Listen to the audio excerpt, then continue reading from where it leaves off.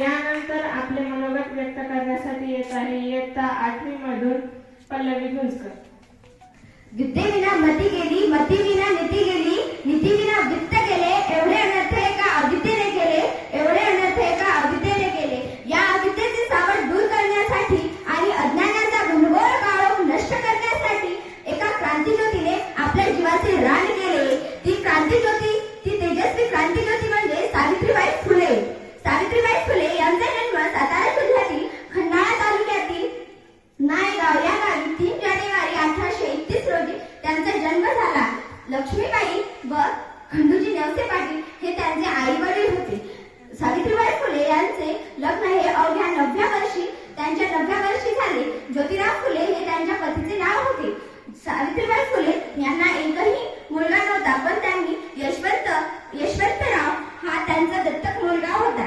सावित्रीबाई फुले यांनी स्त्री शिक्षणासाठी त्यांचे जीवन पणाला लावले. सावित्रीबाई फुले ह्या खूप मोठ्या स्त्री शिक्षिका होत्या व पहिल्या भारतीय मुख्याध्यापिका देखील होत्या. सावित्रीबाई फुले यांना ज्योतिबाराव फुले यांनी लिहायला वाचायला शिकवले.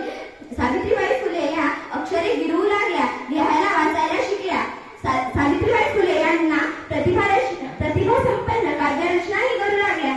सावित्रीबाई फुले यांना समाजात असलेल्या अनिष्ट प्रथा ह्या मान्य नव्हत्या, कारण समाजात त्यावेळी केशवपण, सती प्रथा अशा अनेक अनिष्ट प्रथा होत्या. त्या सावित्रीबाई फुले यांना मान्य नव्हत्या. पण सावित्रीबाई फुले यांनी या प्रथांविरुद्ध अनेक असे लढे दिले. सावित्रीबाई फुले यांनी एक असे वाक्य म्हटले होते की जर एक पुरुष शिकला तर तो फक्त एकदाच शहाणा होतो, पण एक स्त्री शिकली तर ती पूर्ण कुटुंबाला शहाणा करते. एक स्त्री शिकली तर ती पूर्ण कुटुंबाला शहाणा करते. सावित्रीबाई फुले यांनी याच वाक्यावरून 1 जानेवारी 1848 मध्ये पुण्यातील भिडेवाडा इथे मुलींची पहिली शाळा काढली. सावित्रीबाई फुले या पहिल्या स्त्री शिक्षिका व मुख्याध्यापिका झाल्या. सावित्रीबाई फुले या समाजसुधारक व पहिल्या कवयित्री होत्या. सावित्रीबाई फुले यांनी म्हटले होते की शिरपटासारखं जगला तर काम जमा होईल आणि वाघासारखं जगला तर नाव होईल. वाघासारखं जगला तर नाव होईल. आणि म्हणूनच सावित्रीबाई फुले यांनी हिम्मत ठेवून 2 हात करण्याचा निर्णय घेतला. सावित्रीबाई फुले शाळेत जात असताना काही लोकांनी त्यांच्या अंगावर शेत फेकले, चिखल फेकला, पण सावित्रीबाई फुले यांनी एकही शब्द काहीही म्हटला नाही. पण त्यातील एका जणाने पुढे येऊन सावित्रीबाईंना म्हणाले की तू आमच्या मुलींना शिकवणं आधी बंद कर. तुला तुझी अब्रू प्यारी आहे की तुझं शिक्षण. तेव्हा सावित्रीबाई फुले यांच्या सहनशीलतेचा अंत झाला. तेव्हा सावित्रीबाई फुले म्हणाल्या की सावित्रीबाई फुले यांनी त्या व्यक्तीच्या संकल्पनाखाली लावली आणि म्हणाल्या की आज पुढे आला तर फक्त थोबाड फोडलाय, पुढच्या वेळेस पुढे आला तर ही धरती तुझ्या रक्ताने रंगवीन. या असे म्हटल्यावर त्यापुढे सावित्रीबाईंच्या पुढे कोणीही आले नाही. त्यांच्या शाळेत जाऊन शिकू लागल्या. पण सावित्रीबाई फुले यांना केशवपण व सती प्रथा ह्या प्रथा मान्य नव्हत्या. त्यामुळे त्यांनी सतीबंदीच्या विरोधात कार्य केले.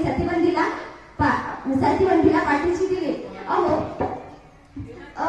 जर एखाद्या स्त्रीचा पती वारला तर तिचा यात काय दोष असत. एक काशीबाई यांचा पती वारला व त्यांचा मुलगा यशवंत हा सावित्रीबाई फुले व ज्योतिराव फुले यांनी दत्तक घेऊन त्याचा सांभाळ केला व त्याला मोठे केले. एवढेच काय तर त्यानंतर पुण्यात प्लेगची साथ आली. तेव्हा सावित्रीबाई फुले यांनी त्या प्लेगच्या साथीत जितके पण लोक आजारी होते त्यांची सेवा केली. कारण सावित्रीबाई फुले यांना माहित होते प्लेग हा एक संसर्गजन्य रोग आहे. कारण प्लेगची लागवड आपल्याला एक ना एक दिवस होणारच आहे. पण सावित्रीबाई फुले म्हटल्या होत्या जगायचेही समाजासाठी आणि मरायचेही समाजासाठी. याच